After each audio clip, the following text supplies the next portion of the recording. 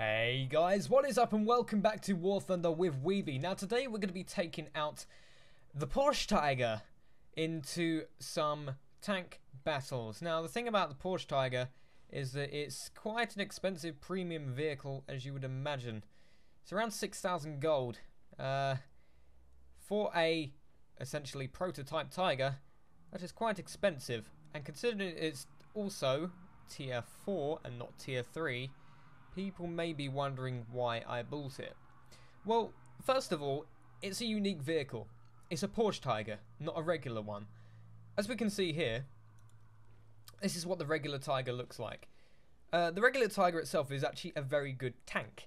It's probably one of my most successful tanks in War Thunder, in probably all of it. Actually, I will check that now. How do I... Service record? Aviation Army. Germany. Tiger. Yeah. Basically, the Tiger. Actually, realistic battles. Yep, Tiger, simulator battles, Tiger 2, Tiger 1. Yep. It is a very good machine. Now, what makes the Porsche Tiger any better? Well, it's not. It's not really better as such, but it's cooler. Let me explain. If we go into the armor viewer here, the difference between the two tanks is actually quite major. Here, we've got effective thickness of this armor is actually, if we go head on, is 132. If a shell bounce hits there, it's got 132 millimeters to go through. Hits there, 102. Hits there, 120, 200, and then 90. Now the good thing about the Porsche is that it's more sloped at the front here. So instead of having, what was it? It was 132. You now have 177. Now that bit there can be a little bit odd, but also if they hit you there, you've still got 106, 107, 108. So it's not bad. Same thickness on the front here, except it looks cooler because it's got bolts. Now around the rest of the vehicle, I believe the armor is exactly the same. 82, 82, yep, and then 82, 82. So the rest of the tank is basically the same. So it's only the front here which is different, but it's the front that makes all the difference. You can bounce. I bounced a 152mm shot off the front of this at about probably 20-meter range. So it is good. Angling is not too bad either. Now the most interesting part about the Porsche Tiger is its crew. Now it has the exact same amount of crew as the normal Tiger, as you would imagine. Ammo's around the side. You've got your driver, your machine gunner, or radio operator it would be, gunner, commander, and a loader. But what you might notice here, it has one big engine which drives all of the tracks, and it's got the fuel tanks at the side. Now, that's the main difference. The Porsche Tiger has two engines and a massive transmission at the back. So I believe what happens is that both of these engines, that engine drives that track, that engine drives that track. So it's actually quite good at turning on the spot. The only issue with it does take a little while to respond sometimes, these engines, because it's not as powerful as the singular one in the normal Tiger. But the ammo is also very... It's basically all at the front. The only thing at the back is your radiators, and then the fuel tanks are actually quite hard to hit, as you would imagine. They're in there, whereas on the Tiger, the normal one, they're kind of in an obvious spot. So that's the main advantages of the Porsche Tiger, as well as it looking cool, obviously, because it looks amazing. Ammo is also underneath the compartment here. Transmission at the back. Drivetrain goes down the middle. Now, let's take this thing into some battles. So, simulator battle on Poland with the Tiger P. Now, I actually got pretty good matchmaking this time round in my Tiger. It's a battle rating 6.0, which is only 0.3 higher than the normal Tiger, but that does mean it will generally see tier 4 battles with Tiger 2s. Luckily, I managed to get a game with normal Tigers, so battle rating 5.7. This went actually extremely well, or better than I expected. The thing is with the Tiger P is that it's a very limited vehicle. It knows what it likes to do, so you have to play it to that play style generally. It likes to be pretty aggressive. The frontal armor on the Tiger P is extremely useful. Now you've seen me actually using this in the battle. Unfortunately I do get taken out, but it was, to be fair, myself and the last Tiger were the last two alive, so we probably would have eventually anyway, because at the end of the day it's a Tiger, so there's not much you can do. This game in particular is domination, so you have to capture all of the points to be able to win. The main point of interest that I will be going for is C. C's the main one that I generally stick around within this game. I don't go much further than C, I'll be honest, because that's where mainly a lot of my combat takes place. But the Tiger itself, what is this thing like to drive? It's interesting. It's not quite normal Tiger, but it's kind of a mix between...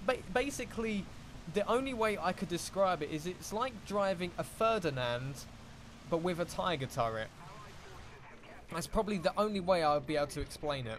It's got the Ferdinand chassis, I believe, so that might be why. Might be why the frontal armor is so good as well, because it does have the Ferdinand chassis. But it is a good tank when it wants to be. It can be a bit of a bastard sometimes.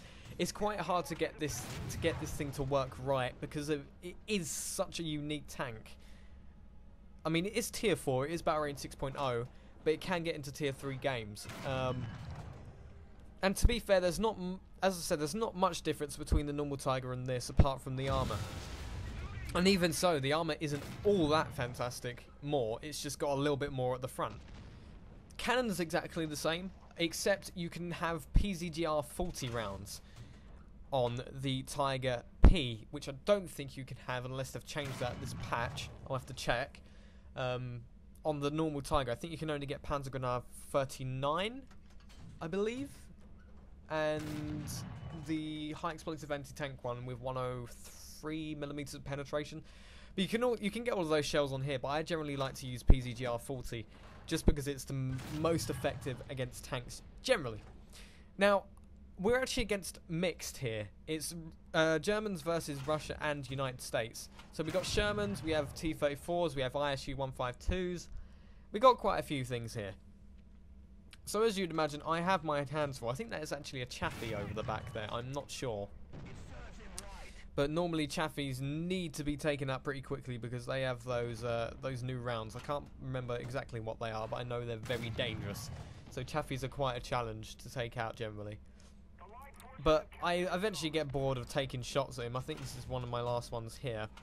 And I move up into the cap circle. Yeah, I think that's the last one I take. But I eventually move up into the cap circle to try and defend it. Come on, move, WeBe. That's it. So this is where I start getting into actual proper engagements. So I'm looking around, looking for things to shoot at. That when something pops up on the radar in that general direction, I'm like, well, where's that coming from? Ah. So I put a pot shot over there just in case I might hit him. Now we do have another tank going around the back of him. I believe it's a Panther. But I don't think the Panther's very interested in him. So I go here, stop. Took a pot shot while the gun was going up, so it wasn't going to be too accurate. I take a tiny bit of damage, he takes a tiny bit of damage. Now, I think he got taken out there. But what I wasn't aware was that there was actually a few more tanks around there. So I kind of go rushing, there's nothing to worry about. And then when I go around the corner, you'll see I engage with a T-34-85. He did look similar to the one I actually just shot at, so I was a bit confused at first. So there he is.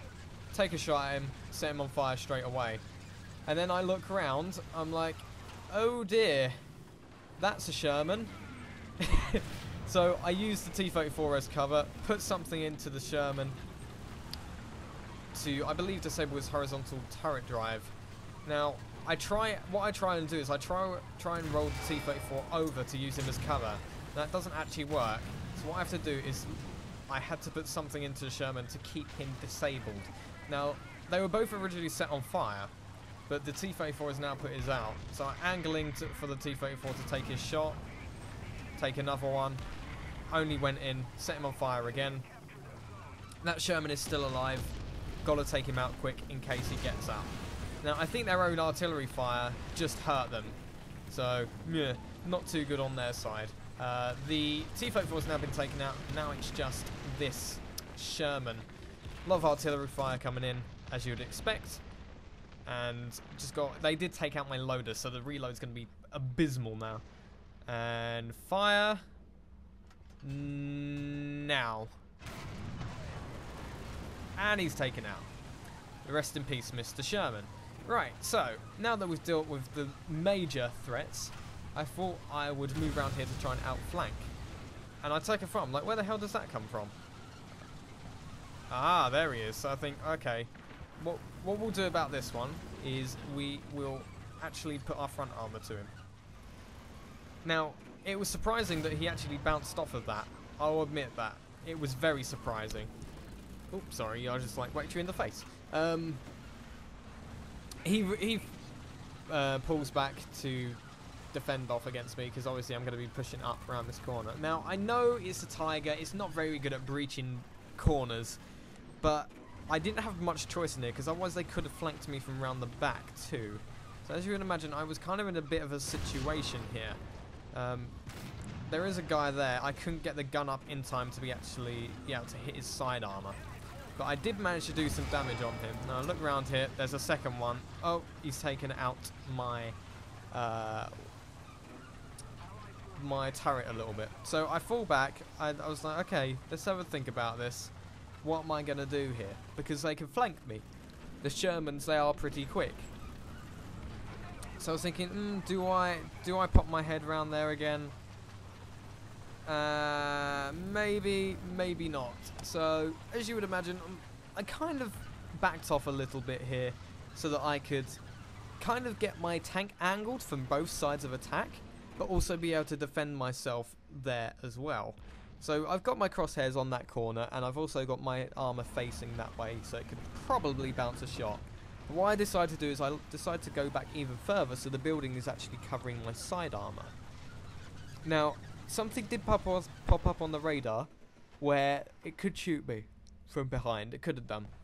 But luckily, nobody actually came round there. Got my eye on this corner just in case he decides to pop out. I think he decided against it because he knows there's a Tiger over here. So I think, okay, let's start reversing back. Now,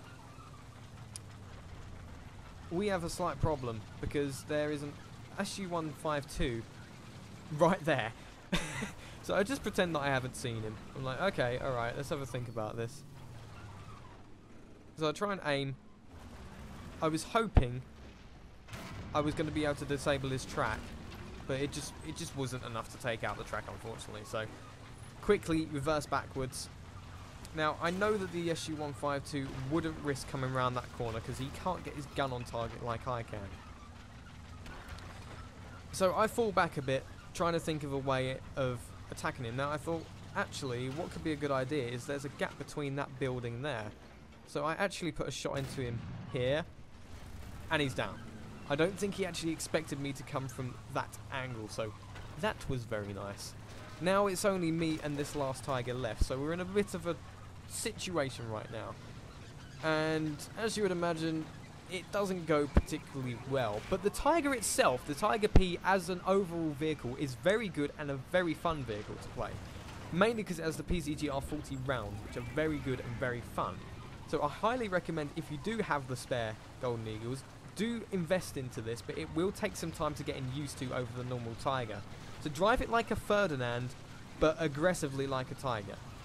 So always show your front to them, angle it a tiny bit, but always be aggressive so that the enemy kind of have that fear factor. Now, I have no clue how that Sherman managed to bounce that shot.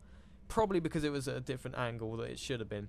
And unfortunately, because of my loader, I didn't get to have another shot off at this guy. But anyway, guys, I hope you enjoyed. If you did, make sure you click that like button below. Subscribe if you're new around here for more War Thunder. Take care, guys. I'll see you next time.